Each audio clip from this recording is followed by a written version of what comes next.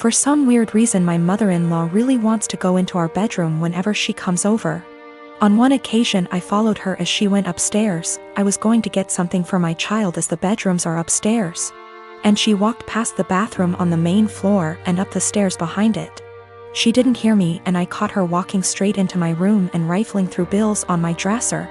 She denied snooping, even though I'd just watched her do it, and said she was just going to use our bathroom because she couldn't find the other ones.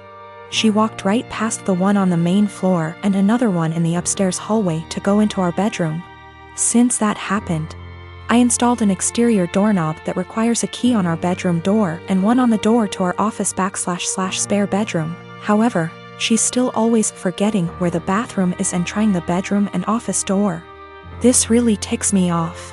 My husband says that I just get annoyed at this because everything she does drives me crazy, and since we've put locks on the rooms we don't want her in, there isn't really a problem anymore. Well, over the holidays we had my in-laws over for dinner, and before they came I was searching for the bedroom keys. We hadn't used them in a while since we only lock the doors when mother-in-law comes over. My husband told me we didn't need to lock the doors since she wouldn't try to get into the rooms, and I insisted that she would because she loves to snoop. We went back and forth and decided to cover the doorknobs in superfine glitter to see if she tried them. I did this once before when husband didn't believe me about the snooping to prove she'd been in the rooms. Last time she ignored the glitter and we didn't say anything about it, but then my husband couldn't deny that she'd tried to snoop.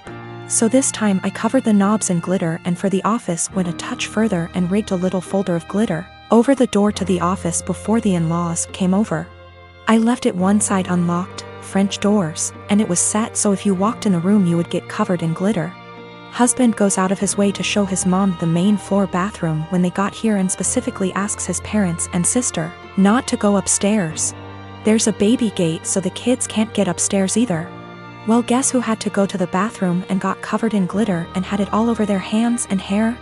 She completely lost it and started screaming at me, so I yelled back and now my husband is saying I went too far. Apparently her car is ruined now too because it's covered in glitter that she can't get cleaned up. I will be ordering some cellulose glitter that is biodegradable and safer for future projects. And if she comes over again I will set up a camera. Or at least print out some fun fake documents so if she snoops again she can at least find something interesting. I manage a team of employees in a very specialized industry. The employees are hired on 2-year contracts that are mostly automatically renewed. Salaries are fixed for the duration of the contract, but raises are negotiated at time of renewal. There are no non-competes. I have one employee, Sarah, who requested a meeting with me last week to discuss a possible raise. I informed her that it is a little early as her contract won't expire until Jan, and I would be happy to discuss it in November. She told me she would like to discuss it now as her current salary does not reflect the amount of work she is doing. So I set up a meeting with her on Friday and told her I will hear her out. To her credit, she gave well-thought-out presentation listing the average salary in her field, the extra responsibilities she had to take on, and the extra revenue she was able to generate, etc. In the end she asked for a 19% raise to stay on. This was a substantial jump, but I thought she made some good points and, with inflation being what it is, I can sell it to the managing partner that we are locking down a good employee for 2 more years. After the presentation, I told her I will just approve the raise and talk to the managing partner about starting her new contract early. Since the only things we are changing are the salary numbers, we can have the new contract ready for her to sign by Tuesday. She seemed very surprised that I did not try to negotiate and looked a little shell-shocked that the meeting was over so quickly. So anyways, I spent the entire weekend selling the raise to the partners and harassing legal to get the documents ready. However, when I gave her the documents to sign this morning, she asked for another meeting to discuss salary. She informed me that after doing more research over the weekend, her pay is still not reflective of all the work she is doing. At this point I got pretty annoyed and told her that we can discuss in 2 years. I thought that was the end of it, but after lunch she came to my office with 3 offers letters she received from our competitors. One in our city with a salary that is 2 to 3% higher, and 2 from other states that are 8 to 9% higher. She asks for the new salary to at least match the competitor in our city to stay. At this point I got very frustrated and told her that she is now free to work for our competitor, because her contract with us will not be renewed. She called me in and left crying, immediately telling all her coworkers that I fired her for asking for a raise, which obviously caused quite an uproar.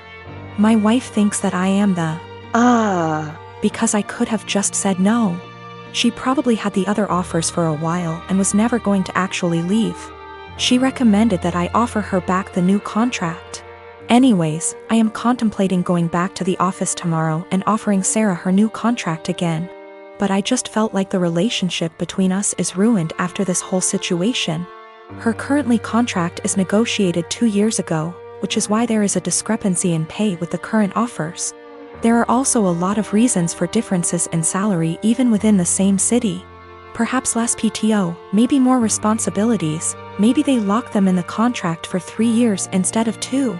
Which is happening more and more now. Maybe they have a non-compete, or maybe they are better. I can't say. Her contract expires Jan, so she has plenty of time left at the company if she wants to finish out.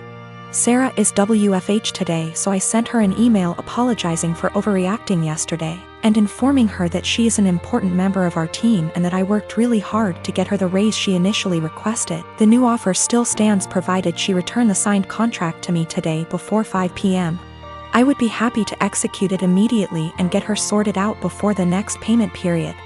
She emailed back also apologizing for her reaction yesterday and said that she enjoyed working here and feels like she really has an opportunity to grow.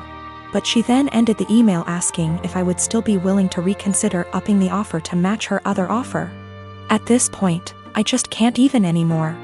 I basically ignored her email, and at 5:01 p.m. with no signed contract from her, I sent an email to the managing partner I was talking to all weekend. Hope this email finds you well. I am writing to inform you that Sarah has elected to decline the new contract as it is written. She has informed me that she received an offer from our competitor with a salary of XXX. I have attached a scanned document of the offer letter with this email for your convenience. She has requested that we match that salary to retain her services as our current offer is insufficient. As of right now, her contract expires January 22nd. Please advise on the next steps.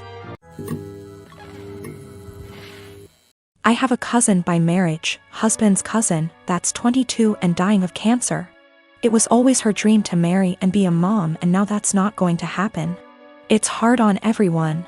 She has a much older fiancé, 30 years, and they had a symbolic wedding so she could have the experience. They started looking for ways to get access to a baby that she could take care of and experience some level of child care that way. But with 2020 and ethics in general, there's not a lot of ways to do that safely. My husband and I have the first and so far only children of our generation, who are 10 months and 23 months old. I had hopes that it wouldn't happen, but her parents asked me if she / they could borrow my younger baby for a few weeks.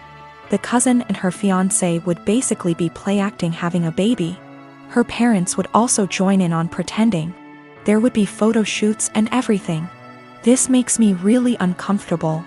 It's really creepy. I cannot understate how creepy I think this is. I know that her not getting to live her dreams is sad, but I don't think this is the answer. I'm worried it will be traumatic for my baby. She's almost a year old and will, well, notice that her entire family will just vanish overnight for what will seem like forever. She's also still nursing, and they don't really seem to care about this factor. I'm really worried about problems down the road. This is setting a dangerous precedent of my child living under other guardianship. Her parents will have time to get attached, and they could try to use that for familial pressure if not legally. Her fiancé is also a wild card in that regard. I said no, and my husband's entire family is hounding us about this because her time is running out and it's time sensitive. They say we're being selfish. They say that we could use this as a free vacation and bond with our older child because I popped them out so close together. They want to compromise now by letting me come by a few times a day to bring milk. We still don't want to do this. Yesterday afternoon, we got an email from the cousin's parents offering actual dollar amounts for us to agree. We got enough from that to file a police report and at least get the threat in writing. We also had a call with my husband's parents and his siblings to basically clear the air. Apparently what they were telling people they asked for and what they were actually asking for were very different. Everyone on that call now had them blocked on social media except for mother-in-law, because of the cousin. My mom is a huge Harry Potter nut. She and my dad actually met in a Harry Potter IRC, like Discord but for old people. In the early aughts got married, had kids, and from day one decided to embarrass us for life by naming us after some Harry Potter and Star Wars characters. It's honestly been hell. I have a stupid name, and since we were little my parents have forced stuff like Harry Potter, Star Wars, Marvel movies, etc. down our throats. Everything is about dragons and magic and blah blah blah. I'm so sick of it. Every birthday, every holiday, everything is just organized around fandom. So just like every Christmas, the days leading up to Christmas we have to sit down every night and watch Harry Potter movies. I can usually get away with knitting or drawing on my iPad during this, but this year my mom was like, let's just have a technology and distraction-free night every night.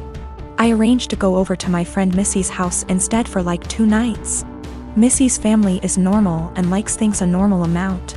My mom got really mad and started talking about how it's a family tradition and how I'm basically rejecting her, and went on her whole thing about how you wouldn't exist if it wasn't for Harry Potter.